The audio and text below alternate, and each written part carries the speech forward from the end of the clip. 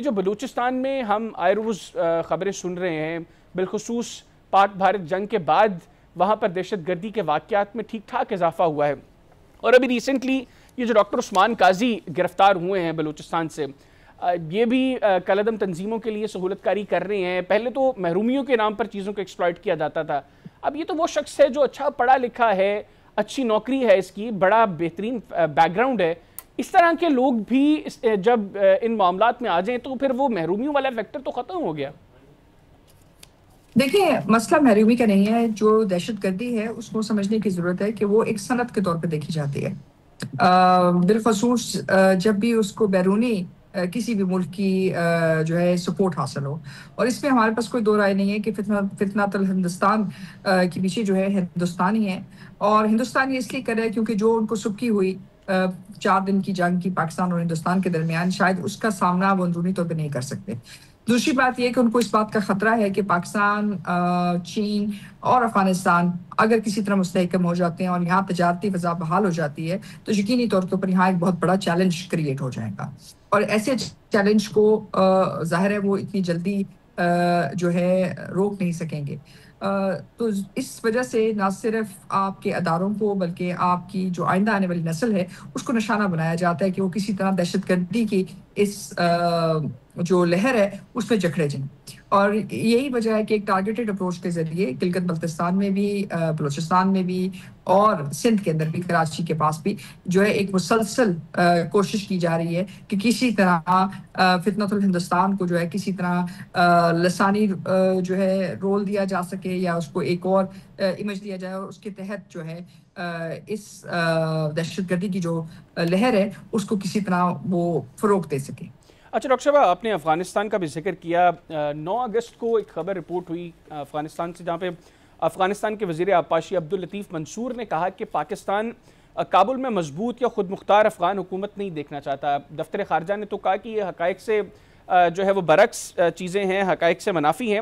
لیکن ابھی ایک کالم آج کل بڑا وائرل ہے سہیل وڑائچ صاحب کا، اس کے اندر انہوں نے کچھ سیاسی معاملات ڈسکس کیے۔ انہوں نے یہ اسٹریٹجک ایشوز کو بھی ڈسکس کیا، اور فیلڈ مارشل صاحب کو کوٹ کرتے ہوئے انہوں نے کہا کہ طالبان کو پاکستان میں دھکیلنے کی جو پالیسی ہے اس پر فیلڈ مارشل صاحب نے افغان حکومت کو وارننگ دی ہے، اور کہا ہے کہ اگر یہ پالیسی جاری رہی تو ایک ایک پاکستانی کے خون کا بدلہ ہم پر واجب ہو جائے گا۔ تو یہ جو پاکستان اور افغانستان کے درمیان معاملات ہیں، یہ پہلے تو کہا جا رہا تھا کہ اب جب افغان طالبان آ گئے ہیں، اشرف غنی کا دور اس کا خاتمہ ہو گیا افغانستان میں، تو اب چیزیں بہتر ہو جائیں گی۔ ہم یہ دیکھ رہے ہیں کہ افغان طالبان کے آنے کے بعد افغان سرزمین بھی بدستور استعمال ہو رہی ہے پاکستان کے خلاف۔ طالبان کی جو پاکستان کے ساتھ کمٹمنٹس تھیں وہ اس کو آنر نہیں کر رہے۔ سملرلی جب ان سے ہم یہ بات کرتے ہیں تو وہ کہتے ہیں کہ پاکستان ہمیں ریکگنائز نہیں کر رہا، جس طرح کی فیسیلیٹیشن ہمیں پاکستان سے چاہیے وہ پاکستان ہمیں پرووائڈ نہیں کر رہا۔ دیکھیں، پاکستان تو ان کو ایک مضبوط ریاست کے طور پہ دیکھنا چاہتا ہے، اور پاکستان نے ہمیشہ سے یہ خواہش واضح بھی کی ہے اور ظاہر بھی کی ہے کہ ہم ایک مضبوط اور ایک مستقبل میں ایک ایسی افغان حکومت چاہتے ہیں جو افغانستان کی منشا کے مطابق، ان کی عوام کی منشا کے مطابق ہو۔ لیکن مسئلہ کیا ہے؟ مسئلہ دراصل یہ ہے کہ یہ تمام جو حکومت آپ کو دیکھنے میں نظر آ رہی ہے یہ دوحہ پروسیس کے ذریعے ہے، اور دوحہ پروسیس کے اندر جو امن معاہدہ ہوا امریکہ اور طالبان کے درمیان، اس کی کچھ شرائط تھیں۔ اس میں سب سے بڑی شرط یہی تھی کہ افغانستان کی سرزمین دہشت گردی کے لیے استعمال نہیں ہوگی، اور اس سے بھی بڑھ کے جو اقوام متحدہ کی جو ریزولوشنز ہیں، U N security council resolutions 1267، 1373، اس کے تحت بھی یہ بات واضح طور پہ کہی گئی ہے کہ اگر کوئی بھی کسی بھی ملک کی سرزمین بالخصوص افغانستان کی اگر وہ دہشت گردی کے لیے استعمال ہوتی ہے تو اس کے اوپر اقتصادی پابندیاں لگ سکتی ہیں، اور اس کے اوپر تمام چیزیں ہو سکتی ہیں۔ ہمیں جس چیز کا افسوس ہے وہ یہ ہے کہ ابھی اس وقت افغانستان کے اندر بے انتہا امریکن ہتھیار موجود ہیں جن کی کوئی سنوائی نہیں ہے کہ وہ کدھر ہیں، کہاں ہیں، کیسے ہیں، کس طرح استعمال ہو رہے ہیں۔ افغانستان کی جو حکومت ہے وہ پاکستان کے جو مسائل ہیں، جو بڑھتی ہوئی دہشت گردی ہے، اس کے اوپر وہ واضح حکمت عملی اختیار نہیں کر رہی جو اس کو اختیار کرنی چاہیے۔ اور تیسری بات یہ ہے کہ ظاہر ہے جب آپ کو دہشت گردی کا چیلنج ہوگا تو آپ اپنی بارڈر مینجمنٹ کو بہتر کریں گے، اور تیسری بات یہ ہے کہ اگر افغان حکومت مستقبل میں اور جیسے کہ وہ کہہ رہی ہے کہ وہ ایک مستحکم حکومت ہے، تو پھر افغان عبوری حکومت کو کوئی مسئلہ نہیں ہونا چاہیے کہ اگر ہم افغان ریفیوجیز کو واپس بھیجیں، جیسے کہ ایران کی حکومت نے بھیجے ہیں، جیسے کہ باقی ممالک نے بھیجے ہیں۔ اس وقت تو وہ تمام ممالک بھی جو جرمنی اور اس قسم کے ممالک تھے، وہ وہاں سے بھی لوگ واپس ڈپورٹ ہو کے افغانستان جا رہے ہیں۔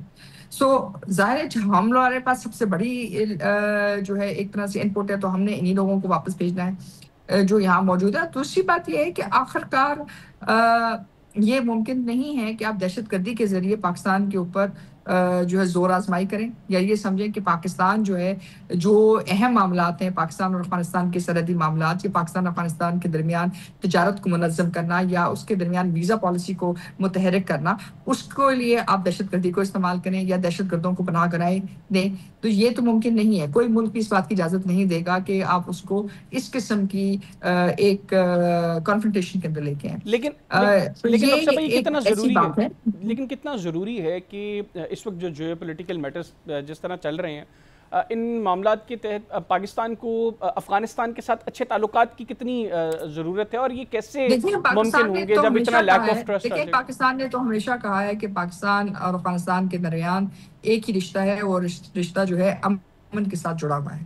اگر افغانستان پرامن ہے تو پاکستان ہے، اور ہم یہ ہمیشہ کہتے رہے ہیں کہ جو کچھ بھی افغانستان میں ہو رہا ہے وہ افغانستان کی عوام کی امنگوں کے مطابق ہونا چاہیے۔ پاکستان اس وقت افغانستان کے ساتھ ایک سہ فریقی ڈائلاگ کے اندر بھی موجود ہے، اور اس ڈائلاگ کا بنیادی مقصد یہی ہے کہ پاکستان اور افغانستان کے درمیان جو تعلقات ہیں، سفارتی تعلقات اور جو باقی تعلقات ہیں، ان کو بہتر کیا جائے۔ ویسے ایک ڈائلاگ تو ہم آپ کی طرف سے بھی دیکھ رہے ہیں، جو south Asian strategic stability institute جو ہے وہ ہوسٹ کرنا چاہ رہی ہے ٹورڈز یونٹی اینڈ ٹرسٹ، اس میں آپ بنیادی طور پر کیا چاہ رہے ہیں؟ دیکھیں، اس میں ہم یہ چاہ رہے ہیں کہ ہم سمجھتے ہیں کہ پاکستان کی عوام اور افغانستان کی عوام، جو پاکستان اور افغانستان کے درمیان جو مختلف چیلنجز رہے ہیں، اس کا سب سے زیادہ جو نشانہ ہے وہ پاکستان اور افغانستان کی عوام رہے ہیں۔ سو ایک پیپل سینٹرک اپروچ کی ضرورت ہے، کیونکہ بہرحال چاہے حکومت کوئی بھی ہو پاکستان میں یا افغانستان میں، در حقیقت کچھ فوکس لوگوں تک چاہیے، عوام تک چاہیے۔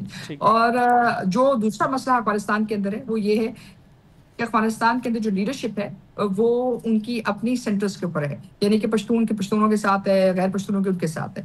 یہ ڈائلاگ پروسیس ہے، اسلام آباد پروسیس کا حصہ ہے، اور اس کے ذریعے ہم شروعات کر رہے ہیں، اور ہم امید رکھتے ہیں کہ جو مختلف فیکشنز ہیں افغانستان کے اندر، اور جو مختلف گروہ ہیں جو ایک تعمیری عمل پیدا کر سکتے ہیں پاکستان اور افغانستان کے درمیان، ان کے ساتھ بات چیت کا آغاز کریں، اور اس آغاز کا مقصد کسی طرح بھی طالبان کے خلاف ایک محاذ کھڑا کرنا نہیں ہے، لیکن کرنا اور عوام کے لیے مسائل کا حل ڈھونڈنا ہر کسی کا حق ہے۔ بالکل ٹھیک۔ آخر میں یہ بتائیے گا کہ چینی وزیر خارجہ وینگ جی اس وقت بھارت میں موجود ہیں، اور بڑا اہم دورہ ہے۔ ہم یہ دیکھ رہے ہیں کہ جب سے امریکہ بھارت کے اوپر ٹیرفز بڑھا رہا ہے، بھارت مسلسل چین کی تعریفوں کے پل باندھ رہا ہے۔ وہی چین جس کو کل تک گالیاں نکالی جا رہی تھیں، آج جو ہے وہ اس کے قصیدے پڑھے جا رہے ہیں بھارت میں۔ اس دورے کو آپ کیسے دیکھ رہی ہیں، اور اس وقت جو بھارت میں اپروچ ڈیولپ ہو رہی ہے ٹورڈز چین؟ انفیکٹ سچویشن یہاں تک کہ کل سبرامنیم جو جے شنکر ہیں، انہوں نے لائن آف ایکچوئل کنٹرول کی ایشو کو بھی ڈسکس کیا ہے۔ تو ہمارے ساتھ تو وہ بات کرنا نہیں چاہتے، لیکن چین کے ساتھ وہ ساری چیزیں بھی ڈسکس کر رہے ہیں آج۔ تو اس دورے کو آپ جو ہے وہ کیسے دیکھ رہی ہیں؟ دیکھیں، اہم دورہ تو ہے، لیکن ہندوستان کے لیے بہت بڑا چیلنج ہے، کیونکہ ہندوستان اس وقت معروضی طور کے اوپر امریکہ کا ساتھی بن چکا ہے۔ ٹرمپ صاحب نے جو سینکشنز لگائی ہیں، غلط نہیں لگائی ہیں ہندوستان پہ، کیونکہ انہوں نے امریکہ سے بہت ساری مراد حاصل کی ہیں۔ پچھلے 2 دہائیوں میں جب ہم نے افغانستان کی جنگ لڑی ہے، انہوں نے 66 سے زائد معاہدے ہندوستان کے ساتھ کیے، جس میں سے کچھ تو سب بہت زیادہ جانتے ہیں، جیسے بیکا کمکاسا لیما اور یہ تمام، اور STA-1۔ اس کے ذریعے امریکہ کی جو انتہائی حساس جو دفاعی صنعت ہے یا باقی جو ہائی ٹیکنالوجی زونز ہیں، وہ ہندوستان کی جو میک ان انڈیا یا ڈیفنس ٹیکنالوجی زونز ہیں ان کے ساتھ کولیبریٹ بھی کر سکتے ہیں، اور ان کے ذریعے ٹیکنالوجی کو دے بھی سکتے ہیں۔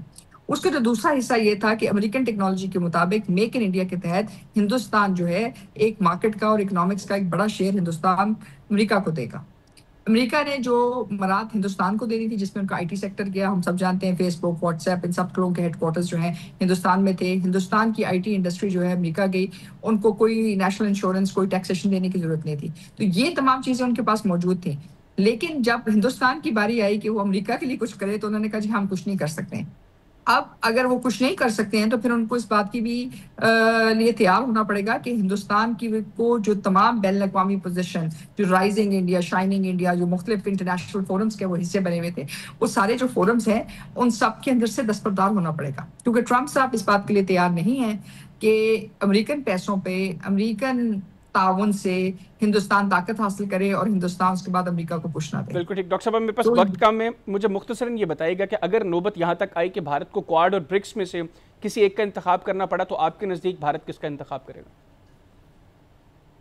ان کے پاس چوائس نہیں ہے. کوآڈ اور برکس ان کے لیے دو مختلف زاویے ہیں. برکس میں جا کر بھی ان کی اکانومی ان کے ساتھ انٹیگریٹ نہیں کر سکتی ہے, ان کو بہرحال کوآڈ کی طرف ہی جانا پڑے گا. اور وقت صرف یہ ہے کہ اگر یہ حکومت نہیں دے گی تو یہ حکومت کو یہ معاہدے کرنے پڑیں گے اور معاہدوں کو کی پاسداری کرنی پڑے گی. لیکن اگر وہ برکس سے خود کو دستبردار کرتے ہیں تو پھر اس ریجن کے اندر بھارت جو بڑا کہہ لیں کہ تھانے دار بننے کی کوشش کر رہا ہے اور اس ریجن کے اندر وہ خود کو پہلوان بنانے کی کوشش کر رہا ہے, وہ پھر برکس کے بغیر کیسے ممکن ہوگا؟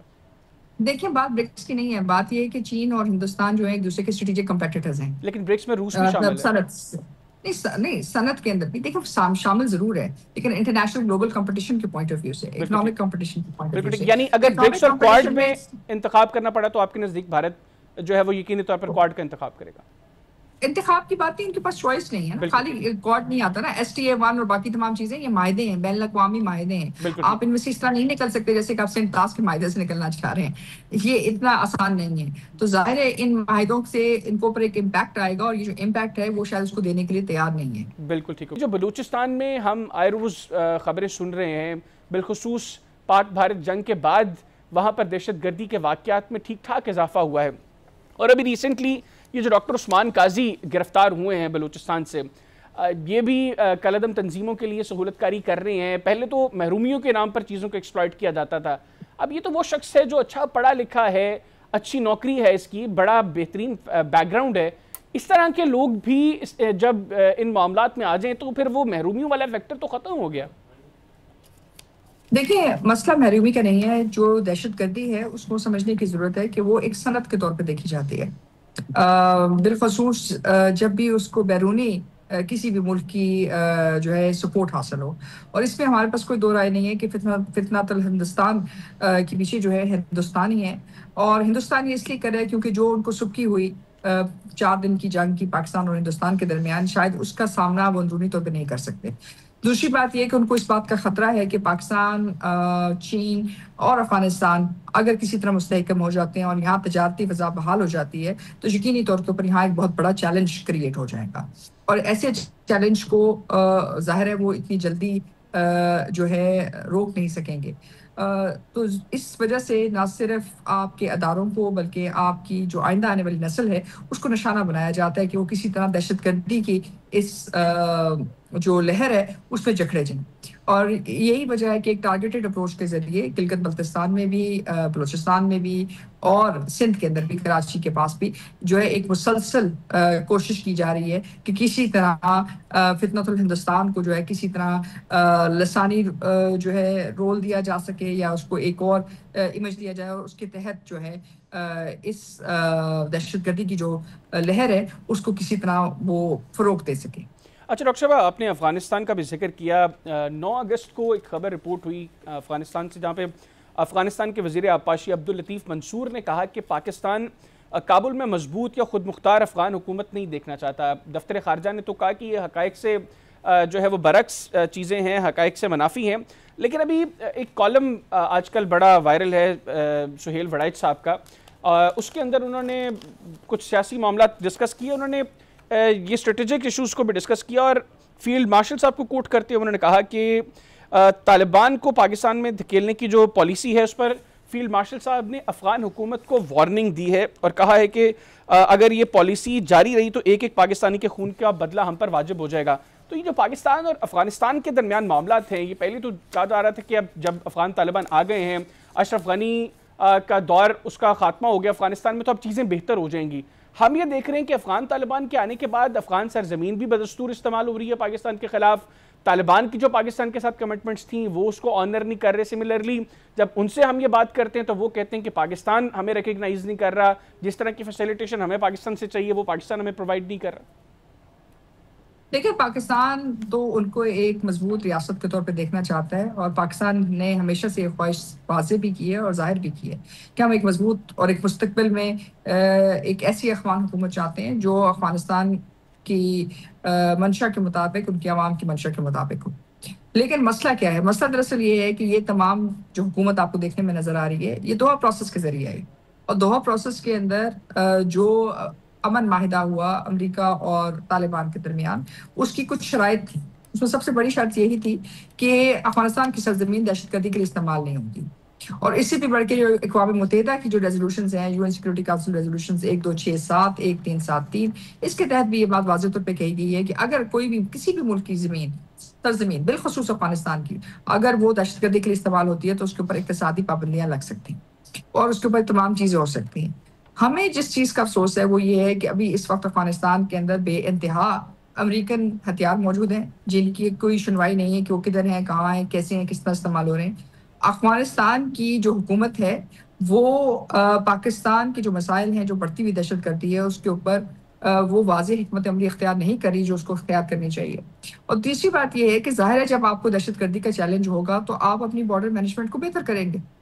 اور تیسری بات یہ ہے کہ اگر افغان حکومت مستقبل میں اور جیسے کہ وہ کہہ رہی ہے کہ وہ ایک مستحکم حکومت ہے، تو پھر افغان عبوری حکومت کو کوئی مسئلہ نہیں ہونا چاہیے کہ اگر ہم افغان ریفیوجیز کو واپس بھیجیں، جیسے کہ ایران کی حکومت نے بھیجے ہیں، جیسے کہ باقی ممالک نے بھیجے ہیں. اس وقت تو وہ تمام ممالک بھی جو جرمنی اور اس قسم کے ممالک تھے وہ وہاں سے بھی لوگ واپس ڈپورٹ ہو کے افغانستان جا رہے ہیں. سو ظاہر ہے ہم لوگوں کے پاس سب سے بڑی جو ہے ایک طرح سے ان پٹ ہے، تو ہم نے انہی لوگوں کو واپس بھیجنا ہے جو یہاں موجود ہے. دوسری بات یہ ہے کہ آخرکار یہ ممکن نہیں ہے کہ آپ دہشت گردی کے ذریعے پاکستان کے اوپر جو ہے زور آزمائی کریں، یا یہ سمجھیں کہ پاکستان جو ہے جو اہم معاملات ہیں پاکستان اور افغانستان کے سرحدی معاملات، یا پاکستان اور افغانستان کے درمیان تجارت کو منظم کرنا یا اس کے درمیان ویزا پالیسی کو متحرک کرنا، اس کو لیے آپ دہشت گردی کو استعمال کریں یا دہشت گردوں کو پناہ گاہیں دیں. تو یہ تو ممکن نہیں ہے. کوئی ملک بھی اس بات کی اجازت نہیں دے گا کہ آپ اس کو اس قسم کی ایک کنفرنٹیشن کے اندر لے کے آئیں. لیکن یہ ایک ایسی بات ہے. لیکن کتنا ضروری ہے کہ اس وقت جو جیو پولیٹیکل میٹرز جس طرح چل رہے ہیں، ان معاملات کے تحت پاکستان کو افغانستان کے ساتھ اچھے تعلقات کی کتنی ضرورت ہے، اور یہ کیسے ممکن ہوں گے جب اتنا لیک آف ٹرسٹ ہے؟ پاکستان نے تو ہمیشہ کہا ہے کہ پاکستان اور افغانستان کے درمیان ایک ہی رشتہ ہے، اور رشتہ جو ہے امن کے ساتھ جڑا ہوا ہے. اگر افغانستان پرامن ہے تو پاکستان ہے. اور ہم یہ ہمیشہ کہتے رہے ہیں کہ جو کچھ بھی افغانستان میں ہو رہا ہے وہ افغانستان کی عوام کی امنگوں کے مطابق ہونا چاہیے. پاکستان اس وقت افغانستان کے ساتھ ایک سہ فریقی ڈائلاگ کے اندر بھی موجود ہے، اور اس ڈائلاگ کا بنیادی مقصد یہی ہے کہ پاکستان اور افغانستان کے درمیان جو تعلقات ہیں، سفارتی تعلقات اور جو باقی تعلقات ہیں، ان کو بہتر کیا جائے. ویسے ایک ڈائلاگ تو ہم آپ کی طرف سے بھی دیکھ رہے ہیں جو south Asian strategic stability institute جو ہے وہ ہوسٹ کرنا چاہ رہی ہے ٹورڈز یونٹی اینڈ ٹرسٹ. اس میں آپ بنیادی طور پر کیا چاہ رہے ہیں؟ دیکھیں، اس میں ہم یہ چاہ رہے ہیں کہ ہم سمجھتے ہیں کہ پاکستان کی عوام اور افغانستان کی عوام جو پاکستان اور افغانستان کے درمیان جو مختلف چیلنجز رہے ہیں، اس کا سب سے زیادہ جو نشانہ ہے وہ پاکستان اور افغانستان کی عوام رہے ہیں. سو ایک پیپل سینٹرک اپروچ کی ضرورت ہے، کیونکہ بہرحال چاہے حکومت کوئی بھی ہو پاکستان میں یا افغانستان میں، در حقیقت کچھ فوکس لوگوں تک چاہیے، عوام تک چاہیے. اور جو دوسرا مسئلہ افغانستان کے اندر ہے وہ یہ ہے کہ افغانستان کے اندر جو لیڈرشپ ہے وہ ان کی اپنی سینٹرز کے اوپر ہے، یعنی کہ پشتون کے پشتونوں کے ساتھ ہے، غیر پشتونوں کے ان کے ساتھ ہے. یہ ڈائلاگ پروسیس ہے، اسلام آباد پروسیس کا حصہ ہے، اور اس کے ذریعے ہم شروعات کر رہے ہیں. اور ہم امید رکھتے ہیں کہ جو مختلف فیکشنز ہیں افغانستان کے اندر اور جو مختلف گروہ ہیں جو ایک تعمیری عمل پیدا کر سکتے ہیں پاکستان اور افغانستان کے درمیان، ان کے ساتھ بات چیت کا آغاز کریں. اور اس آغاز کا مقصد کسی طرح بھی طالبان کے خلاف ایک محاذ کھڑا کرنا نہیں ہے، لیکن کرنا اور عوام کے لیے مسائل کا حل ڈھونڈنا ہر کسی کا حق ہے. بالکل ٹھیک. آخر میں یہ بتائیے گا کہ چینی وزیر خارجہ وینگ جی اس وقت بھارت میں موجود ہیں اور بڑا اہم دورہ ہے. ہم یہ دیکھ رہے ہیں کہ جب سے امریکہ بھارت کے اوپر ٹیرفز بڑھا رہا ہے، بھارت مسلسل چین کی تعریفوں کے پل باندھ رہا ہے. وہی چین جس کو کل تک گالیاں نکالی جا رہی تھیں، آج جو ہے وہ اس کے قصیدے پڑھے جا رہے ہیں بھارت میں. اس دورے کو آپ کیسے دیکھ رہی ہیں، اور اس وقت جو بھارت میں اپروچ ڈیولپ ہو رہی ہے ٹورڈز چین؟ انفیکٹ سچویشن یہاں تک کہ کل سبرامنیم جو جے شنکر ہیں انہوں نے لائن آف ایکچوئل کنٹرول کی ایشو کو بھی ڈسکس کیا ہے.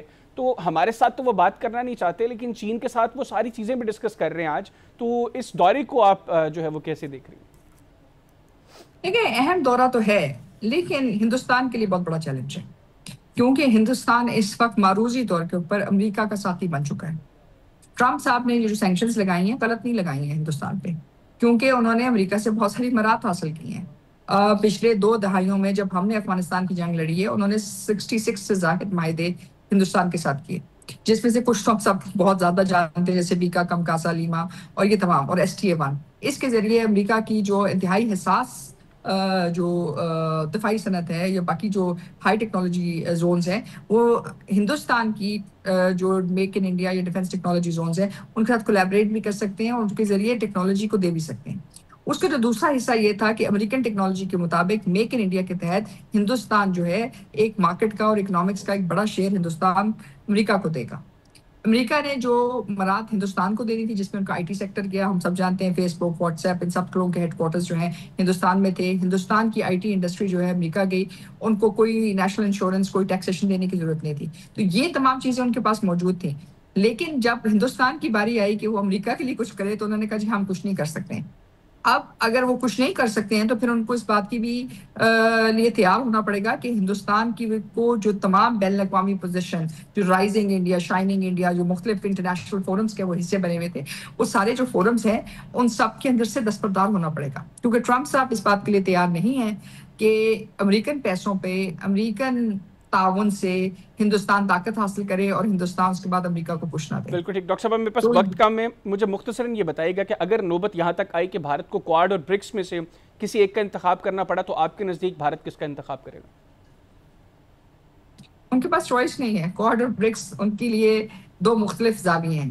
برکس میں جا کر بھی ان کی اکانومی ان کے ساتھ انٹیگریٹ نہیں کر سکتی ہے، ان کو بہرحال کوآڈ کی طرف ہی جانا پڑے گا، اور وقت صرف یہ ہے کہ اگر یہ حکومت نہیں دے گی تو اگلی حکومت کو یہ معاہدے کرنے پڑیں گے اور معاہدوں کو کی پاسداری کرنے پڑے گی۔ لیکن اگر وہ برکس سے خود کو دستبردار کرتے ہیں تو پھر اس ریجن کے اندر بھارت جو بڑا ایک کہہ لیں کہ تھانے دار بننے کی کوشش کر رہا ہے اور اس ریجن کے اندر وہ خود کو پہلوان بنانے کی کوشش کر رہا ہے، وہ پھر برکس کے بغیر کیسے ممکن ہوگا؟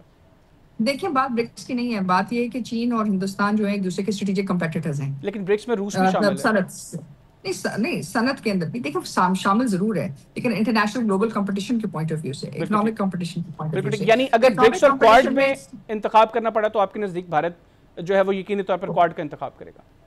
انتخاب کی بات نہیں، ان کے پاس چوائس نہیں ہے نا، خالی کوآڈ نہیں آتا نا، STA1 اور باقی تمام چیزیں یہ معاہدے ہیں، بین الاقوامی معاہدے ہیں، آپ ان میں سے اس طرح نہیں نکل سکتے جیسے کہ آپ سینٹاس کے معاہدے سے نکلنا چاہ رہے ہیں، یہ اتنا آسان نہیں ہے۔ تو ظاہر ہے ان معاہدوں سے ان کو اوپر ایک امپیکٹ آئے گا اور یہ جو امپیکٹ ہے وہ شاید اس کو دینے کے لیے تیار نہیں ہے۔ بالکل ٹھیک۔